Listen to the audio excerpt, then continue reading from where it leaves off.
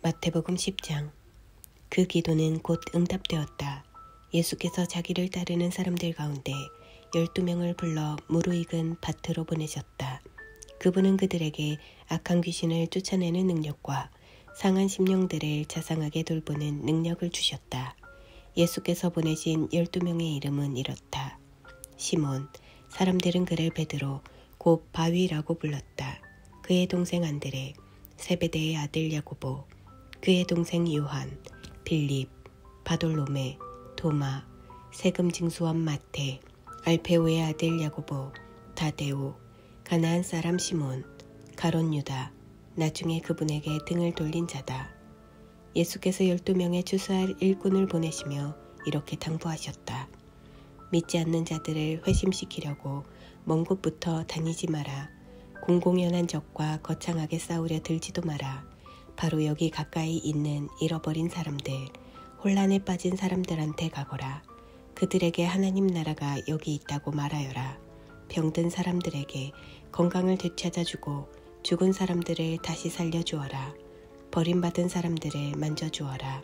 귀신을 쫓아내어라. 너희가 후한 대접을 받았으니 너희도 후하게 살아라. 시작하기 전에 모금 행사를 벌여야겠다고 생각하지 마라. 너희에게는 많은 준비가 필요 없다. 너희 자신을 준비하여라. 하루 세끼 먹을 것만 있어도 너희는 이 일을 계속할 수 있다. 짐을 가볍게 하고 다녀라. 어떤 성읍이나 마을에 들어가거든 굳이 고급 여관에 묵지 마라. 수수한 사람들이 사는 적당한 곳을 찾아가 떠날 때까지 그곳으로 만족하여라. 문을 두드릴 때는 정중히 인사하여라. 그들이 너희를 맞아들이거든 예의 바르게 이야기를 나누어라. 너희를 맞아들이지 않거든 조용히 떠나라. 소란 피울 것 없다. 무시해버리고 너희의 길을 가면 된다. 심판날에 그들은 틀림없이 크게 후회하겠지만 그것은 지금 너희가 신경 쓸 일이 아니다. 내일 정신을 바짝 차려라. 내가 너희에게 맡기는 일은 위험한 일이다. 너희는 이리떼 속을 달려가는 양과 같으니 너희에게 시선이 쏠리지 않게 하여라. 뱀처럼 영리하고 비둘기처럼 순수하여라. 세상을 몰라서는 안 된다. 어떤 사람들은 너희의 동기를 비난할 것이고 어떤 사람들은 너희의 평판을 더럽힐 것이다. 단지 나를 믿는다는 이유만으로 그렇게 할 것이다. 그들이 너희를 법정으로 끌고 가더라도 당황하지 마라. 그들은 자기도 모르게 너희와 나에게 호의를 베푼 것이다. 너희에게 천국 소식을 전할 무대를 만들어준 것이다. 그때 무엇을 말할지 어떻게 말할지 걱정하지 마라. 꼭 맞는 말이 떠오를 것이다. 너희 아버지의 영이 필요한 말을 주실 것이다.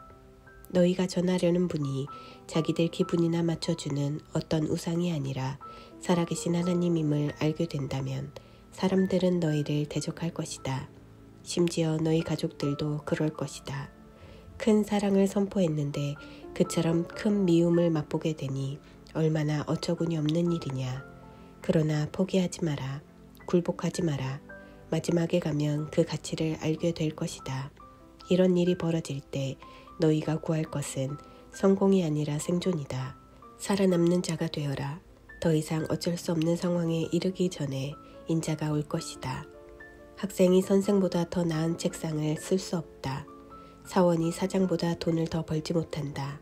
너희는 내 학생이요 내 추수할 일꾼이니 나와 똑같은 대접을 받거든 만족하여라. 아예 기뻐하여라. 그들이 주인인 나를 똥 묻은 화상이라고 부르는데 일꾼들이야 더 무엇을 바라겠느냐. 겁먹지 마라. 언젠가는 모든 것이 밝혀져 모든 사람이 일의 진실을 알게 될 것이다. 그러니 드러내놓고 진리를 말하기를 주저하지 마라. 괴롭히는 자들이 허세를 부리며 위협한다고 해서 침묵해서는 안 된다. 그들이 너희 존재의 중심인 너희 영혼에 할 수 있는 일이란 아무것도 없다. 너희는 너희 삶 전체, 몸과 영혼을 그 손에 붙잡고 계시는 하나님만 두려워하면 된다. 애완용 까나리아의 값이 얼마더냐? 푼돈이 아니냐? 그러나 하나님은 그 새에게 일어나는 일을 너희가 신경 쓰는 것보다 더 신경 쓰신다. 그분께서 너희에게는 더 정성을 쏟으신다. 세세한 것까지 일일이 돌보시며 심지어 너희의 머리카락까지 다 세신다. 그러니 괴롭히는 자들의 이런저런 말에 겁먹지 마라. 너희는 까나리아 수백만 마리보다 더 귀하다. 세상의 여론에 맞서 내 편을 들어라. 그러면 나도 하늘에 계신 내 아버지 앞에서 너희 편을 들 것이다. 너희가 겁이 나서 달아난다면 내가 너희를 감싸줄 것 같으냐. 내가 삶을 편안하게 해주려고 왔다고 생각하지 마라. 나는 갈라서게 하려고 왔다. 아들과 아버지, 딸과 어머니, 며느리와 시어머니 사이를 분명하게 갈라서게 하려고 왔다. 가족 간의 편안한 인연을 갈라놓아서 너희로 하여금 하나님을 위해 자유롭게 되게 하려고 왔다. 좋은 뜻을 가진 너희 가족이 최악의 원수가 될 수 있다. 나보다 자기 아버지나 어머니를 더 좋아하는 사람은 내게 합당하지 않다. 나보다 아들이나 딸을 더 좋아하는 사람은 내게 합당하지 않다. 물불을 안 가리고 끝까지 나와 함께 가지 않는 사람은 내게 합당하지 않다. 너희의 1차 관심사가 자신을 챙기는 것이라면 너희는 절대로 자신을 얻지 못할 것이다. 그러나 너희 자신을 잊어버리고 나를 바라보면 너희 자신과 나 둘 모두를 얻을 것이다. 이 추수하는 일에 우리는 긴밀히 얽혀 있다. 누구든지 너희가 하는 일을 받아들이는 사람은 너희를 보낸 나를 받아들이는 것이다. 누구든지 내가 하는 일을 받아들이는 사람은 나를 보내신 내 아버지를 받아들이는 것이다. 하나님의 심부름꾼을 받아들이는 것은 하나님의 심부름꾼이 되는 것이나 마찬가지다. 누군가의 도움을 받아들이는 것은 누군가에게 도움을 베푸는 것이나 다름없다. 내가 너희를 부른 일은 큰 일이지만 주눅들 것 없다. 작게 시작하는 것이 최선의 방법이다. 이를테면 목마른 사람에게 냉수 한 잔을 주어라. 베풀거나 받는 지극히 작은 일로 너희는 참된 제자가 된다. 너희는 단 하나도 잃지 않을 것이다. 11장. 예수께서 12제자에게 이렇게 당부하시고 나서 계속해서 여러 동네에서 가르치고 전도하셨다. 한편 요한은 감옥에 갇혀 있었다. 그는 예수께서 하고 계신 일을 전해 듣고는 자기 제자들을 보내어 물었다. 우리가 기다려온 분이 선생님입니까? 아니면 아직도 기다려야 합니까? 예수께서 그들에게 말씀하셨다. 가서 지금 벌어지고 있는 일을 요한에게 말하여라. 눈먼 사람이 보고 저는 사람이 걷고 나병 환자가 깨끗해지고 귀먹은 사람이 듣고 죽은 사람이 살아나며 이 땅의 불쌍한 사람들이 하나님께서 자기들 편임을 깨닫는다. 이것이 너희가 기대하던 것이냐? 그렇다면 너희야말로 가장 복된 사람인 줄 알아라. 요한의 제자들이 보고하러 떠나자 예수께서 무리에게 요한에 대해 말씀하셨다. 그를 보러 광야로 나갈 때에 너희는 무엇을 기대했더냐? 주말을 쉬러 나온 사람이더냐? 아닐 것이다. 그럼 무엇이냐? 멋진 양복을 차려입은 교주더냐? 광야에서는 어림도 없다. 그럼 무엇이냐? 예언자냐? 맞다. 예언자다. 너희 평생의 최고의 예언자일 것이다. 그는 예언자 말라기가 내가 내 예언자를 앞서 보내어 내 길을 평탄하게 만들 것이다 라고 말한 그 예언자다. 지금 무슨 일이 벌어지고 있는지 내가 말해주겠다. 역사상 어느 누구도 세례자 요한보다 나은 사람이 없다. 그러나 그가 너희에게 준비시킨 천국에서는 가장 낮은 사람이라도 요한보다 앞선다. 오랫동안 사람들은 스스로 하나님 나라에 들어가려고 애써왔다. 그러나 예언자들의 책과 하나님의 율법을 자세히 읽어보면 알겠지만 그 모든 것이 요한에서 절정에 이르고 요한과 협력하여 천국의 메시아를 위한 길을 예비하고 있다. 이렇게 보면 요한은 너희 모두가 어서 와서 메시아를 소개해 주기를 고대했던 그 엘리야가 맞다. 내 말을 듣고 있느냐? 정말로 듣고 있느냐? 이 세대 사람들을 어떻게 설명할 수 있을까? 그들은 우리는 더 놀고 이야기하고 싶은데 엄마 아빠는 늘 피곤하고 바쁘다고 해요 하고 불평을 들어놓는 아이와 같다. 요한이 와서 금식하니 사람들은 그가 미쳤다고 했다.